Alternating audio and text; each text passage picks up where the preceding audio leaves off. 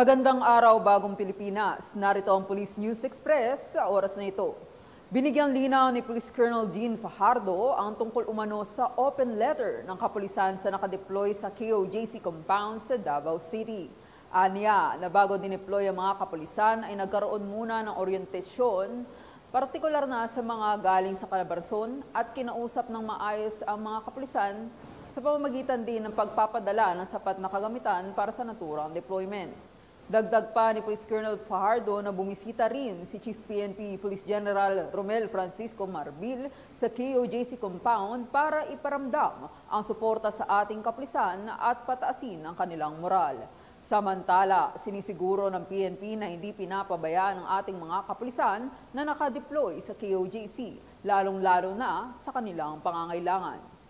Well, ang mga pulis po natin ay professional po. Pagka tayo po ay nadideploy sa isang major events at similar to this na long deployment po ay bago po yan i-deploy po, particularly yung mga dinala po doon sa ibang rehiyon po ay lahat po yan ay kinausap ng maayos. In fact, pinagdala po sila ng enough provisions po kasama po yung kanilang mga uniforme at mga personal na gamit po dahil alam po nila na magiging mahaba po itong magiging deployment po nila at no less than the Chief PNP was there for a few days, almost a week para po makamdaman ng mga pulis natin na yung ginagawa po natin ay bahagi po ng ating mandato para iserve po ang isang warrant of arrest.